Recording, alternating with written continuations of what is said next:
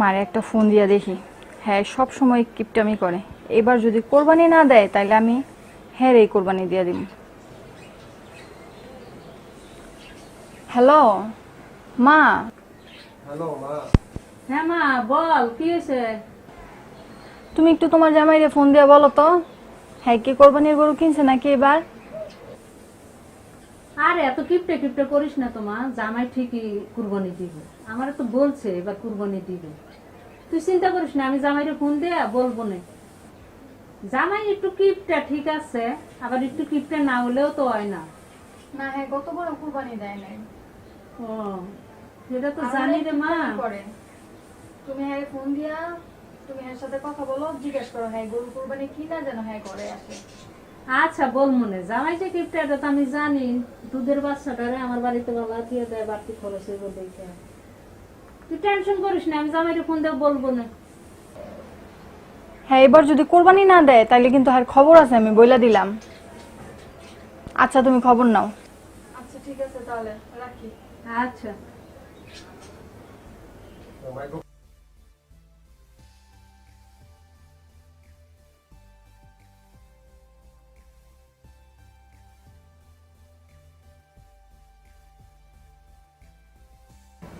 কি যে করি, কুরবানি তাই পড়ছে। দেখি শাশুড়িরা কি খবর টবর লয়। এই একটা মায়ের জামের একটা কল দাও তো। কলটা কও গরু কুরবানির গরু কিনছে কিনা। কল দিয়া জিজ্ঞেস করতাম, আমি পারবো না। তোমার জামাই তুমি বুঝাও। কে? যে কিপটা জামাই। তুমি আমি কল পারবো দিলে না। সমস্যাটা কোথায়? না আমার কথা শুনবো না। তুমি তো আরো বড় কিপটা, তুমি আবার কি বুঝাইবে? কিপটা আর কিপটারে কি বুঝাইবে? না, আমার কথা আমি শুনবো কল না। দিতেছি, দাঁড়াও।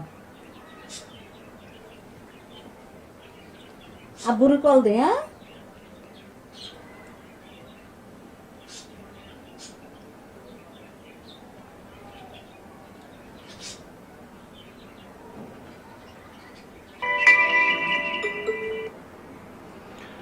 হ্যাঁ, আসসালামু আলাইকুম আম্মা। ওয়ালাইকুম আসসালাম রহমাতুল্লাহি বরকাতুহু। বাবা জীবন। জি আম্মা বলেন, কেমন আছেন আপনি? ভালো আছি বাবা, তুমি কেমন আছো? আছি আছি আম্মা, ভালো আছি আপনাদের দোয়ায়। বাবা জীবন, জি। আমার মাইয়া তো ভালো নাই। কেন আম্মা, কি হয়েছে মনে হয় আর? তুমি খালি কিপটামি করো বাবা। গতবার কুরবানি দাও না, এবার কুরবানি দিবা না, এখনো হাতে আছে 2 দিন, তুমি কুরবানি করো কিনা? আম্মা বাজারের যে এই অবস্থা, গরুর বাজারে গেলাম, 2টা বাজারে গেলাম আম্মা, 2টা বাজারে আগুন। বাজারে আগুন? এক হ্যাঁ। বালতি পানি নিয়ে ঢেলে দিতে আগুনটা নিভে যাইতো। না করছিলাম, ওইখানে বালুর ব্যবস্থাও করছে। তো যাই হোক, আগুন নিবানোর জন্য এইটা আম্মা, এই আগুন হে আগুন না, এটা হলো আপনার টাকা পয়সার আগুন। তারপরে আপনার কালকে চিন্তা ভাবনা করছি, যাবো কালকে গিয়া একেবারে গরু কিনবো, এই কিনবো। কালকে যদি না পাও তখন কি করবা? না আম্মা, কালকে না পাইলে একটা কিনতেই হবে। শোনো বাবা, তোমার আমি বলে রাখি, এইবার যদি তুমি কুরবানি না দাও, আমার মাইয়া বলছে তোমার এই কুরবানি দিয়ে একবারে তোমার সংসারে থেকে আইসা করবো। ও মামা গো, আমি কই যাবো? তবে আম্মা যাই বলছেন, কালকে গরু আমি কিনবো, এটা কোনো চিন্তা করেন না। গত বছর কুরবানি দেই না, কি হয়েছে, এইবার কুরবানি দিব। আর আপনার মাইয়া তো যে দরজাল, যেই কথা কইছেন আপনি, এইবার কুরবানি যদি আমি না দেই তাইলে বলে আমার এইবারে কুরবানি দিব। বাবা জীবন, আমি তুমি তো জানো আমার মাইয়ার একটু রাগ বেশি। আমি দুঃখে বেড়ে আসবো না, কানবো কথায়। যাক আল্লাহ ভরসা, আম্মা দোয়া করেন। আর আমি তো আম্মা আপনাকে মাইয়াটা নিছি, আপনার কত টাকা পয়সা অভাব নাই, আমার যাই আছে। আমি তো দেখছি যে একটাই মাইয়া, আপনার ছেলে মেয়ে বলতে একজনই। আম্মা আরেকটা কথা বইলা গেছিলাম, আব্বারে আপনি একটু বইলেন, আব্বাই তো গরু কিনতে যাইবো, তাইলে একসাথে 2টা গরু কিনলেই তো আম্মা ভালো হয়। জামাইরও একটু আয় হলো, জামাই একটু সচ্ছল আছে, আর একটু সচ্ছল হবে। এটা আপনারা তো চান, একটা মেয়ে আপনার সব তোমা আমাদের কাছে পইরা থাকবো, দুনিয়াতে যখন আব্বা আম্মা 2জন যাইবো গা, এই সয় সম্পদ তো আম্মা গইরা মইরা আপনার মেয়ের কাছে আর আমার কাছে। এর লেগেই কইছি আম্মা, আব্বারে কইয়া 2টা গরু কিনান, 2টা গরু কিনলে মোটামুটি আমার একটু মাথা থেকে বোঝাটা কমলো। তাইলে 2টা গরু কিনবারই কোন তাইলে আমার 80 লাখ টাকা পয়সা দেবো, তারপরে বাকি টাকাটা আমি কিস্তিতে আস্তে আস্তে দিয়ে দিব। যেহেতু বাজারের অবস্থাটা ভালো না, এই লেগে আম্মা এই অবস্থা। জীবন তুমি এত কিপটামি করো কে?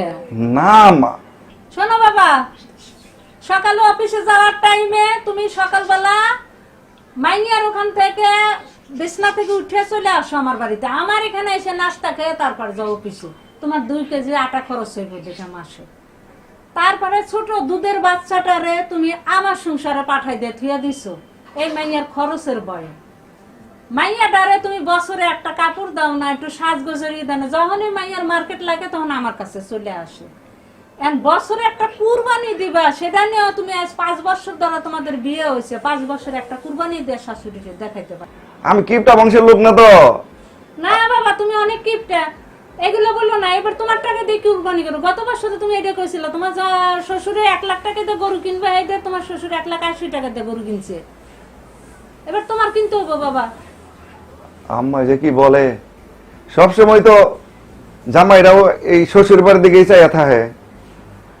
এই যে আম্মা দেওয়ারেন আজ থেকে 20 বছর 30 বছর 40 বছর আগে আমার আব্বাই এই হ্যাঁ শ্বশুর বাড়ির দিকেই তো চাই আছি। আসলে আমি যা খবর টবর পাইছি শুনি, হেরা ওই আমার মামা শ্বশুর হেরা কয় যে জামাইরে আমি দেখছি, জামাইরে দেখছি তোমার হরিরে সবসময় দেখছি।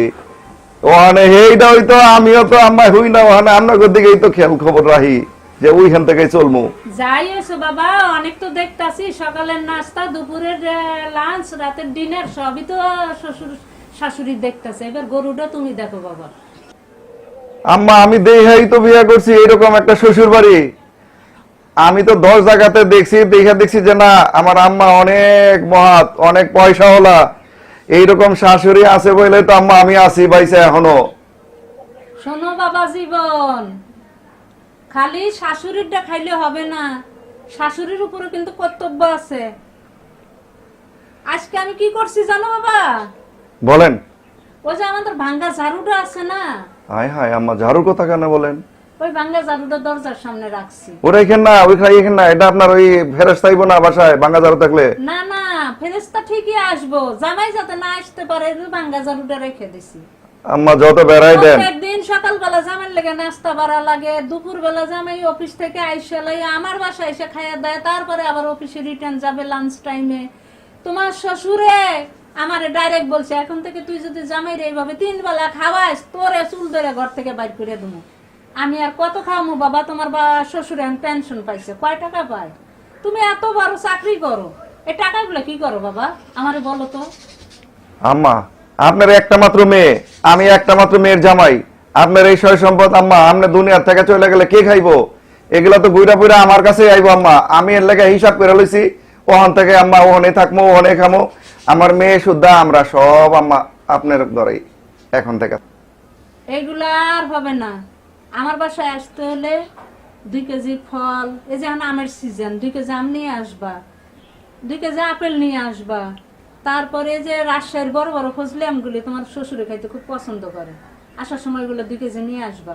এগুলো যদি নিয়ে বাসায় ঢুকতে পারো তাহলে ঢুকবা, না হলে ভাঙ্গা ঝাড়ুটা আছে না, ওইটা কিন্তু দেখবা বাবা। এখন তোমার শাশুড়ি কিন্তু করা হয়ে গেছে। এই যে নাতনিটারে আমার সংসারে ফালা থুয়ে দিছো, এই নাতনিটার যত্ন আমি বুড়া মানুষ এত কিছু করতে পারি কও? ও ঘুম থেকে উঠলে পারে ওরে তুলে তুলে খাওয়াইতে হয়, ওরে মুখটা ধোয়া দিতে হয়। এই বুড়া মানুষ এত কিছু ঝামেলা করতে পারি বলো? আইসা মাইয়াটারে নিয়ে যাবা। এখন শোনো বাবা, তুমি কি আজকে কুরবানির গরু কিনতে যাইতেছো? জি আম্মা। কুরবানির গরু লইয়া তারপরে বাসায় ফিরো, তা নাহলে কিন্তু আমার মাইয়া ওই যে দাওডারে ঝালাইয়া রাখছে, ওইটা দিয়ে নাকি তোমারই কুরবানি দিয়ে দিব। আচ্ছা ঠিক আছে আম্মা, যখন বলছেন তো আর তো মনে হয় মতো আরো সেনার বাসন না, এইবার নিজের কান্দাই মনে হয় পড়বো, যা বুঝতে পারতাছি। যাক আম্মা, দোয়া করেন। রাখি বাবা। আসসালামু আলাইকুম রহমতুল্লাহ। ওয়ালাইকুম আসসালাম রহমাতুল্লাহি বরকাতুহু। আল্লাহ তোমার উপরে রহমত নাজিল করুক। আমিন। বলাইছি ওর তো আম্মাই কিনাইবো, বাসা গেল। আমারে বুঝায় ফেলাইছো না, গরু আমার কিনে আইব। এখন যাইবা, গরু যদি সুন্দরভাবে হাট থেকে কিনে বাড়িতে না আসো, এই যে লাঠি দেখছো না, এটা তোমার পিঠে ভাঙো, বুঝছো? মায়ের নাম বাবাজি, মনে রেখো।